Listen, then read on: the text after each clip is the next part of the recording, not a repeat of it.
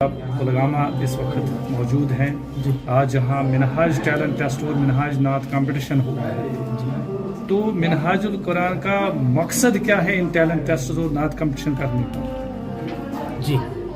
आपने पिछले कई सालों से बार बार देखा होगा कि मिनहाजुल कुरान पूरी रियासत जम्मू कश्मीर में, खासकर सूबे कश्मीर में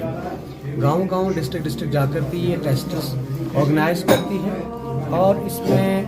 नातिया मुकाबला होता है, इसमें सिरत का टेस्ट होता है, इसमें मज़ीद मॉडर्न सब्जेक्ट टेस्ट भी होते हैं। इसमें सबसे जो अहम मकसद हमारा ये है वो है अपने बच्चों में वो शऊर बेदार करना और वो छुपी हुई सलाहियतों को बाहर निकालना और उन बच्चों की उन सलाहियतों को निखारना जिनसे वो कौमी और बैनुल-अक़वामी सतह पर अपने वक्त में सारी इंसानियत और सारे आलम इस्लाम के लिए ऊंचे से ऊंचे खिदमात पेश रख सकते हैं। बड़ा अहम मकसद इसके पीछे है जो शायद कहीं और से मुमकिन नहीं हो पाता है। अच्छा, मिनहाजुल कुरान पिछले सालों से जम्मू कश्मीर के पूरे हर ज़िले में ड्रग एडिक्शन, क्योंकि ड्रग का आप देखते हैं कि हमारे नौजवान किस बुरी हालत में, तो डिस्ट्रिक्ट कुलगाम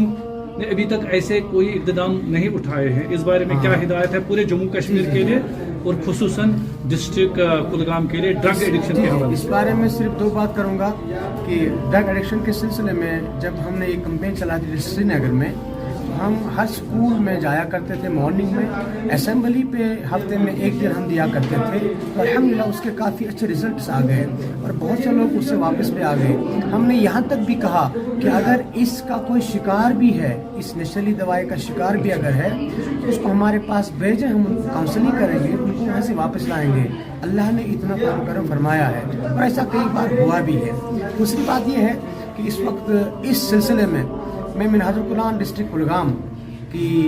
क़यादत, खासकर प्रेसिडेंट आबिद साहब से ये गुजारिश करूँगा कि इस हवाले से वो प्रोग्राम ऑर्गेनाइज करें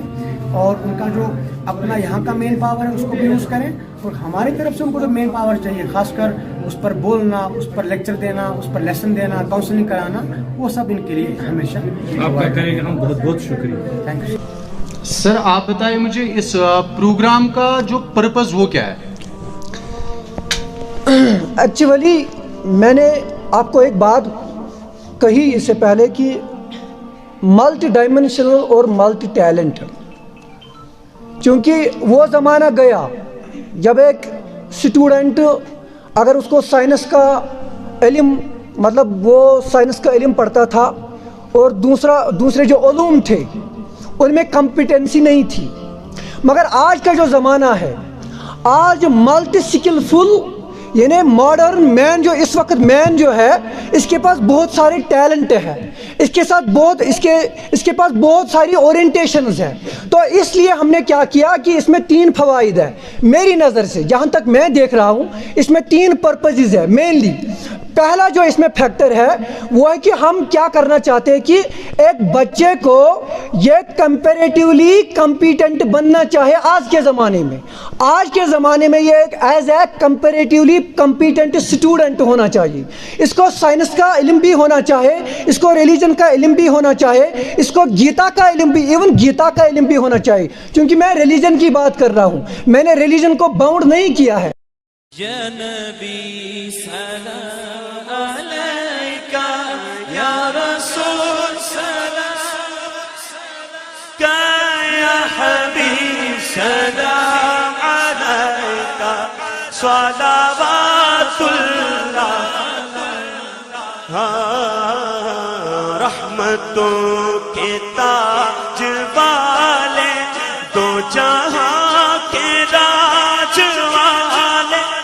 अर्श की मेराज वाले, आसियों की राज वाले, या नबी सलाम अलैका, या रसूल सलाम अलैका, या हबीब सलाम अलैका, सलावातुल्लाह अलैका, नगीर कफी नजरी मिसले तो न शुद्ध पैदा जाना, जग राज को ताज तोरे सरसों